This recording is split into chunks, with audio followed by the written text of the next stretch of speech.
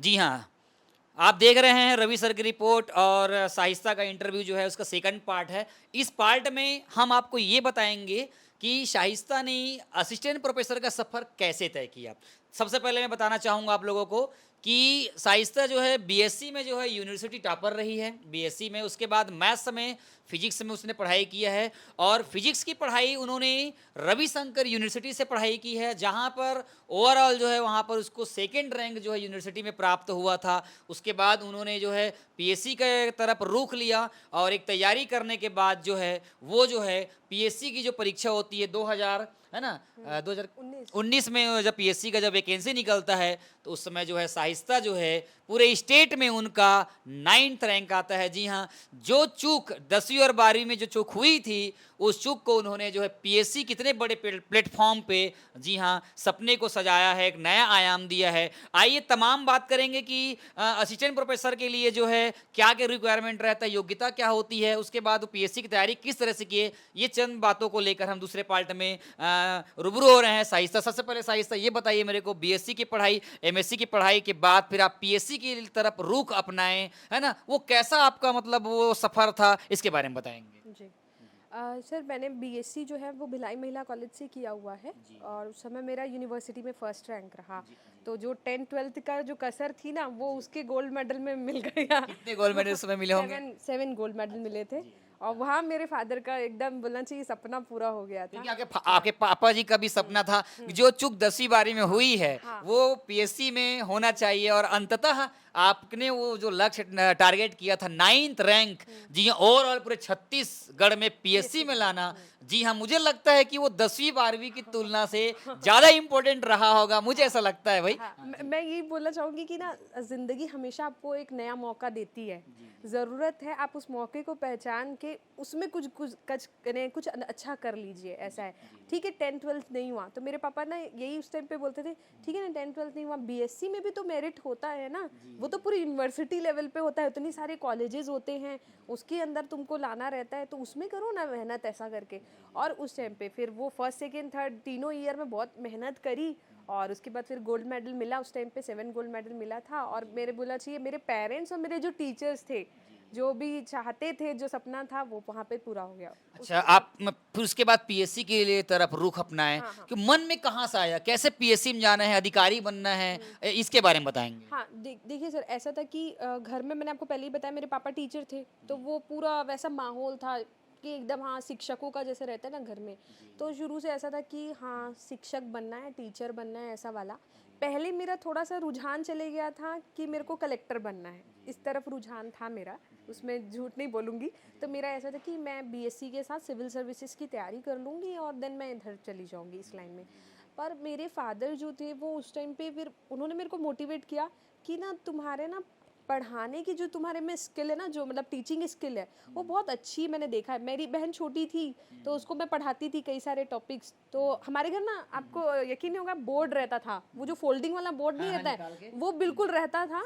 और उसमें बिल्कुल मैं पढ़ाई ना बोर्ड में ही करी हूँ हमेशा। मेरी ना लिख लिख के पढ़ाई करने की आदत नहीं थी, मैं बिल्कुल बोर्ड में समझा समझा के पढ़ती थी। तो वो चीज़ को पापा देखे और तब से पापा बोलते थे नहीं मुझे लगता है ना तू टीचर तुम अच्छी बन सकती हो ऐसा करके। तो फिर सोचते सोचते चलिए हो गया। अब बीएससी तो कंप्लीट होने आ गया। अब बीएससी के बाद क्या करें, तो मेरे जो गुरुजन थे संतोष सर, विक्रम सर, है ना, प्रेम सर, ये सब जो है ना ये बहुत बोलना चाहिए मेरे ना पिलर पॉइंट्स हैं, बोलना चाहिए। ये सर जो है उन्होंने मेरे को मोटिवेट किया कि तुम ना एमएससी जो है वो रविशंकर यूनिवर्सिटी में डिपार्टमेंट से करो, वहाँ पर अध्ययनशाला जो बोलते हैं वहाँ पर, वहाँ से करो। तो ऐसा था कि फिज़िक्स में एमएससी करना है। फिर वहाँ का भी मैंने एंट्रेंस दिया। उस टाइम पे एंट्रेंस होता था, अभी भी हो रहा है। तो एंट्रेंस दिया, एंट्रेंस पे भी मेरा 6th पोजीशन आया था और मेरा सिलेक्शन हो गया एमएससी के लिए। अब मैं जैसे ही ना सर वहाँ एमएससी में एडमिशन ली वहाँ पर, तो ना सर यूनिवर्सिटी का ना जो माहौल है ना अध्ययनशाला का वो बहुत अच्छा है कि उन लोगों ना नए नए एग्ज़ाम्स के बारे में आपको बताएंगे। वहीं पे जाके मुझे नेट सेट गेट एग्ज़ाम्स के बारे में पता चला। इसके पहले नहीं, इसके बारे में नहीं जानते थे। उस टाइम पे बस ऐसा सा था सर बीएससी में अच्छा करना है, बस बीएससी निकालना है, ऐसा वाला दिमाग में था। फिर जब मैं एमएससी गई और वहाँ पे ना सर रिसर्च वाला भी माहौल है, ऐसा बोलना चाहिए। तो वहाँ जाके देखा तो टीचर्स ने बताया कि नेट एग्ज़ाम होता है, सेट एग्ज़ाम होता है, गेट एग्ज़ाम होता है, इसके थ्रू ना तुम असिस्टेंट प्रोफेसर बन सकते हो।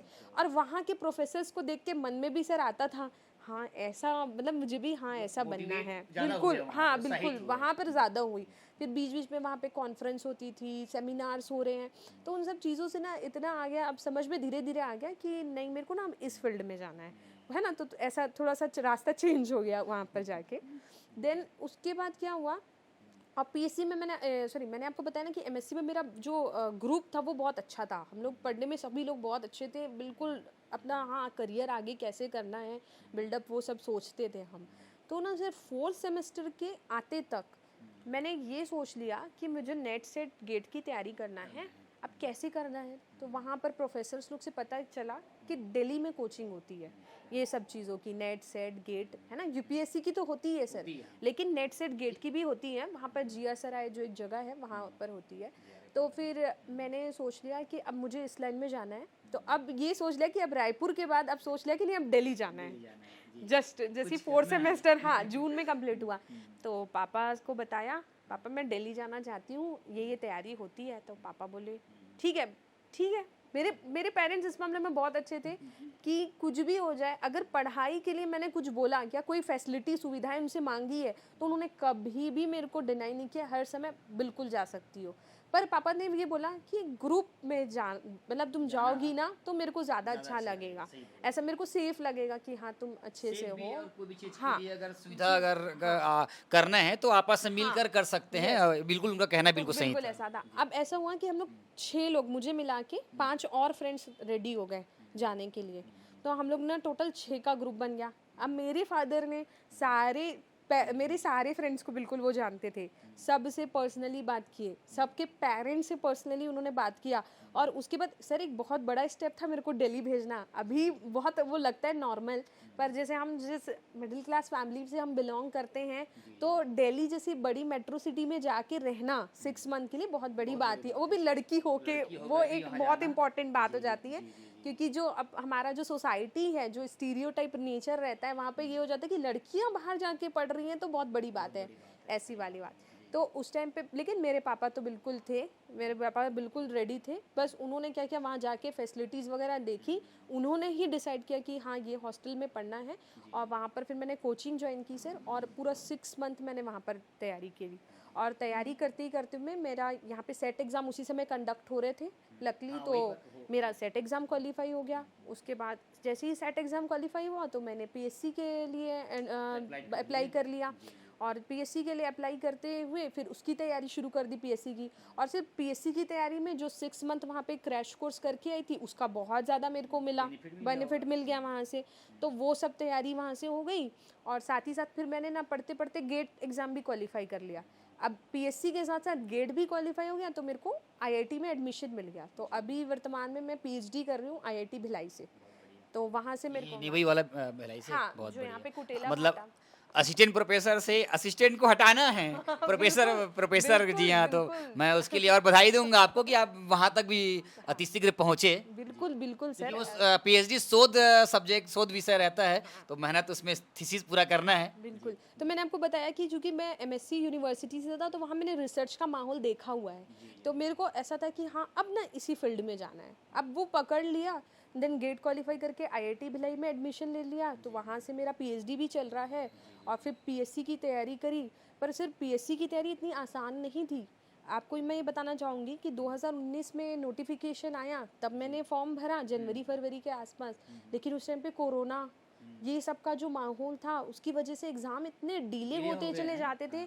बट मेरे पापा मम्मा ना हमेशा मेरे को बोलते थे, मैंने जो बोला ना निरंतरता, इसको ना हर स्टूडेंट को अपना लेना चाहिए सर। आपको दिख रहा नहीं है ना, आपको दिख रहा नहीं है टाइम टेबल, दूर दूर दूर तक टाइम टेबल नहीं दिख रहा है, लेकिन आपको हर दिन पढ़ना है। और मेरे मम्मी पापा ने वो मेरे को माहौल दिया।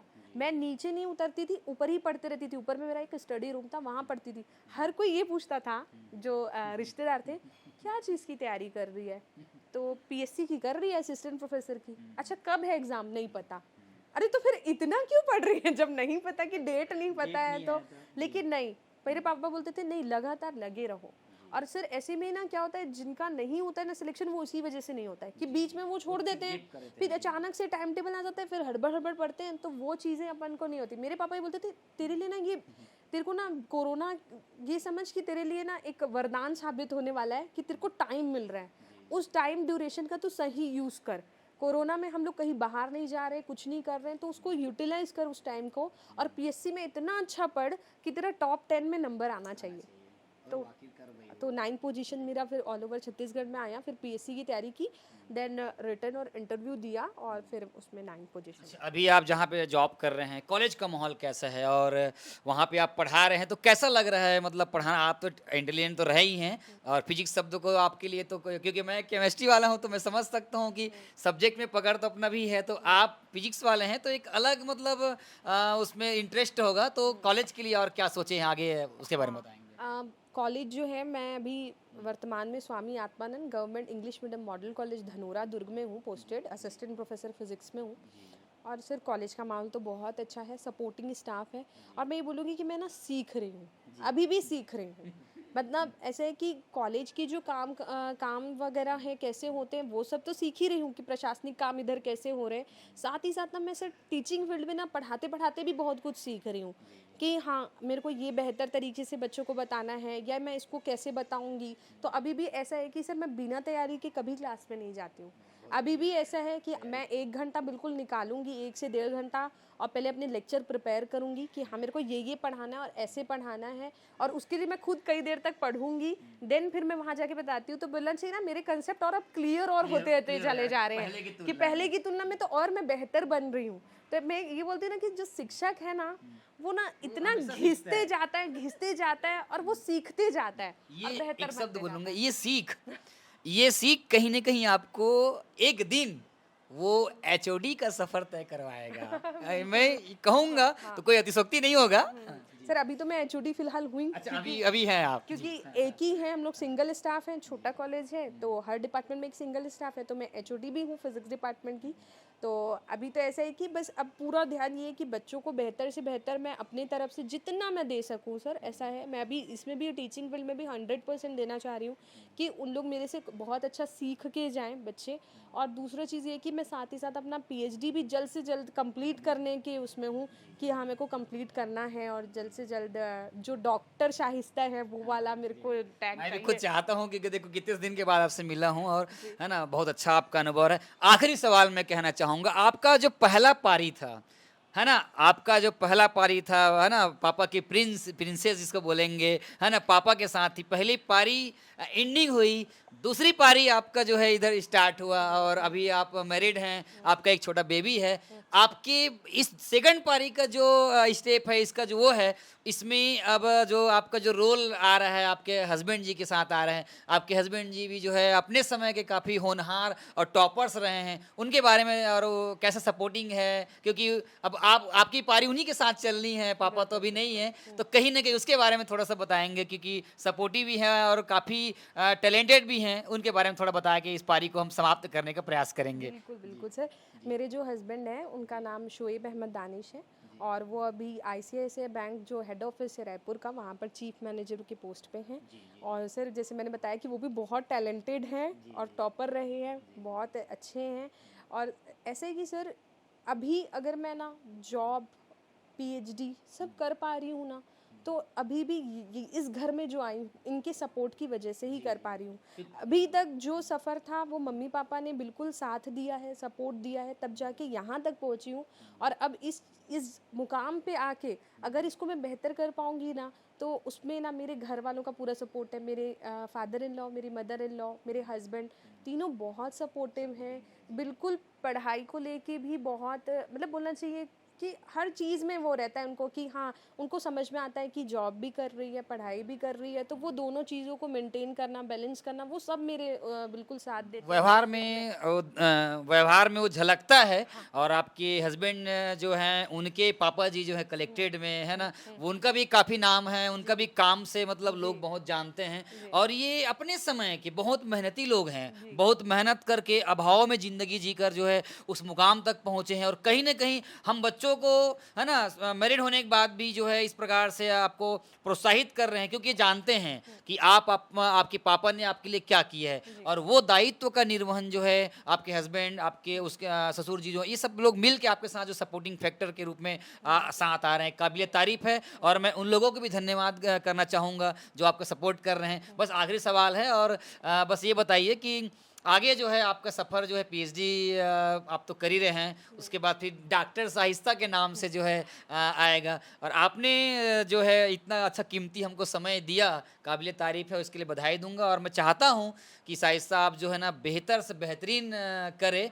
है ना। और आप सभी लोगों को मैं बताना चाहूँगा कि दुर्ग शहर की एक ऐसी बेटी है, एक ऐसी बहन है, जिन्होंने पापा के कदमों पर चलते हुए सिर्फ उन्होंने पढ़ाई को ही अपना औजार बनाया, और हमेशा बोलते रहे कि एक ऐसा ही चीज़, पढ़ाई एक ऐसा चीज़ है जो आपको जो मुकाम जो है अगर अगर प्राप्त करना चाहते हो तो सिर्फ और सिर्फ केवल क्या है, पढ़ाई है। और हमें पढ़ाई को लगातार, चाहे एग्ज़ाम हो या ना हो, हमें पढ़ाई को निरंतर बनाए रखना चाहिए, लगातार मेहनत करनी चाहिए। और इसमें जो भी हमारा साथ देते हैं टीचर्स या पेरेंट्स, उनके बातों का हमें अनुसरण करना चाहिए। और एक न एक दिन अगर एक दरवाज़ा अगर बंद होता है तो कहीं नहीं, ये समझिए कि दूसरा दरवाज़ा भी पहले से खुल जा रहता है, जैसा कि शाइस्ता के साथ हुआ। 10वीं 12वीं की मेरिट सूची से वंचित होने के बाद फिर, है ना, बीएससी में गोल्ड मेडलिस्ट होना, फिर एमएससी फिजिक्स में जो है पूरे यूनिवर्सिटी में सेकंड रैंक लगाना, और उससे सबसे बड़ी जो अहम रोल था